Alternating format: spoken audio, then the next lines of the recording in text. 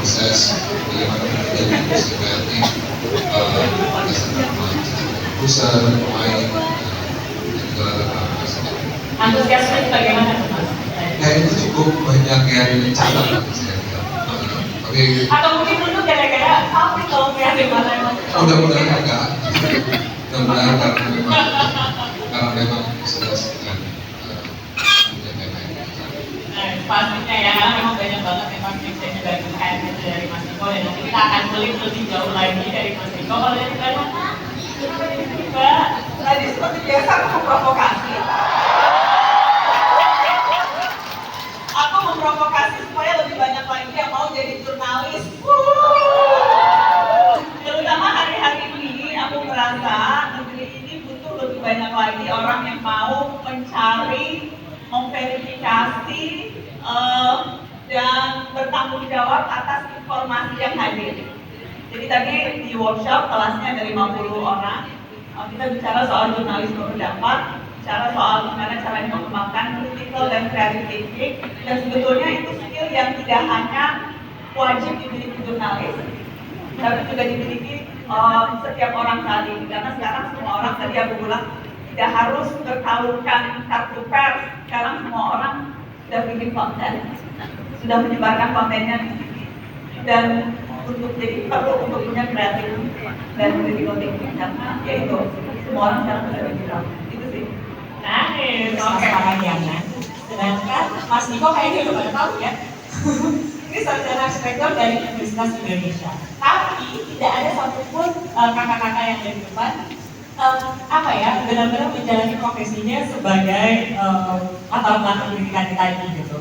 Pengen tahu sih sebenarnya titik baliknya saat itu memutuskan untuk memilih profesi yang saat ini digeluti itu apa? Ini dari mana? Oke, terima kasih. Saya seperti kembali ke rumah ya, ini di gedung Visipol kan.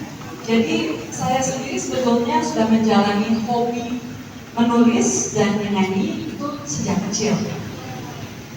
Dan kalau misalnya tadi kita bicara tentang kelas tanpa guru, di zaman saya pun sudah banyak orang-orang yang sebetulnya melakukan semacam pendekatan yang berbeda, yaitu sekolah tanpa sekat, ya kalau saya menyebutnya demikian. Jadi kita bisa belajar dan mendalami hal-hal yang kita sukai terlepas dari pendidikan formal kita apa. Dan itu lebih relevan lagi sebetulnya pada saat sekarang, yang mana akses kita terhadap ilmu, akses kita terhadap teknologi itu sudah jauh lebih terbuka dibandingkan ketika masa saya dulu. Tadi saya berhadapan dengan 50 orang yang proses sangat memutuskan, oke, kayaknya acting is my passion gitu, dibandingkan latar belakang formal yang saat itu dan arsitek. Terus hal itu bagaimana? Dan apa ya, mungkin struggle-nya itu gimana meyakinkan orang tua juga? Saya sebenarnya main film itu atau menjadi aktor itu sebelum saya kuliah. Jadi saya melakukannya ketika masih SMA. Dan itu memang tidak disetujui orang tua, saya benci telat pulangnya karena latihan buat film. Itu juga waktu itu akhirnya saya memutuskan untuk terus lanjut karena saya bisa meyakinkan kan nilai saya akan bagus ketika saya main film. Oh ya? Saya buktikan itu, saya masuk ke kursus PTN, motivasinya utamanya ingin membuktikan bahwa itu adalah komitmen saya, karena saya mau banget main film. Kenapa? Karena saya merasa ada sesuatu yang berbeda ketika saya hari pertama syuting. Itu adalah sebuah proses yang digital, sebuah proses yang menurut saya sangat ajaib ya, kita mencipta sebuah dunia, sebuah light sistem itu bagaimana kita menciptakan sebuah karakter, tokoh, cerita, dan itu berasa sekali ya nantinya ketika kita waktu saya pertama kali hari pertama syuting, bahkan di film itu keluar dan itu sukses. Jadi situ. Nah kalau ngomongin passion, seperti yang bilang tadi, bahwa saya rasa passion itu bukan hanya suatu kesenangan atau yang membuat kita senang. Passion itu harus diuji, dia harus melalui gagal, melalui sukses, melalui sedih, melalui berbagai macam proses, dan kita tetap mau melakukan itu baru selesai.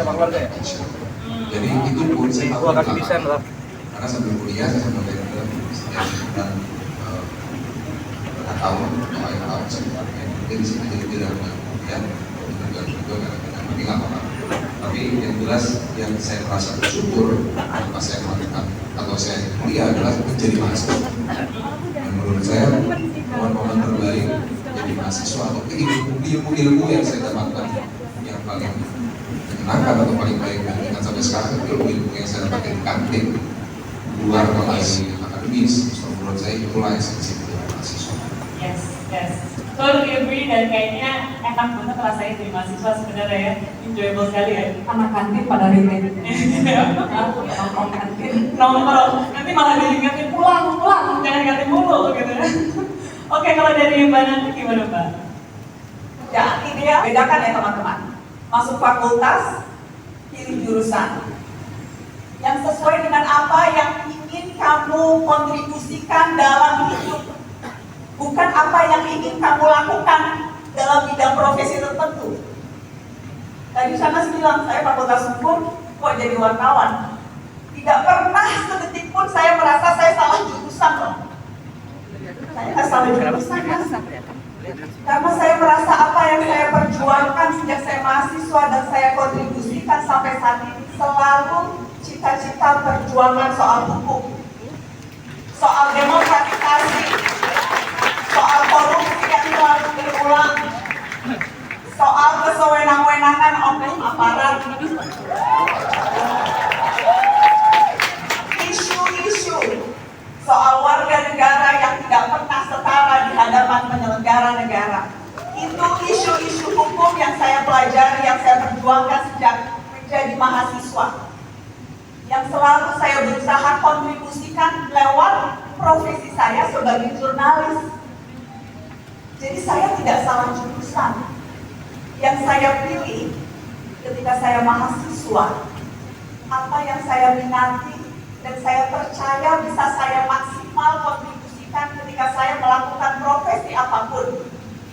Jadi ketika saya pindah misalnya nanti nih tiba-tiba ada yang nawarin gua kerjaan mendampingi Niko main film apa gitu nih. Amin. Gak mungkin sih, mungkin ada produser yang hilang tiba-tiba gua main film gitu, lalu tiba-tiba gua nyanyi sama dia, which is gak mungkin. Tapi apapun pilihan pekerjaan yang saya jalani, insya Allah kontribusi di bidang hukum yang saya percaya dan saya perjuangkan sejak jadi mahasiswa tidak berubah. Jadi pilih jurusan yang kamu minati, kamu percaya, yang menjadi aspirasi kamu.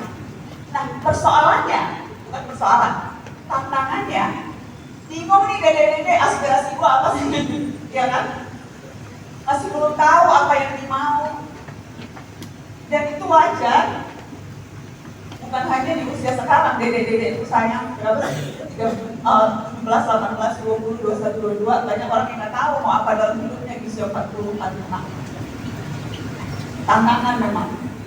Karenanya, latih untuk kenali apa yang kamu mau sejak dini. Coba beragam cara. Kan orang bilang gampang, temukan passion. Tadi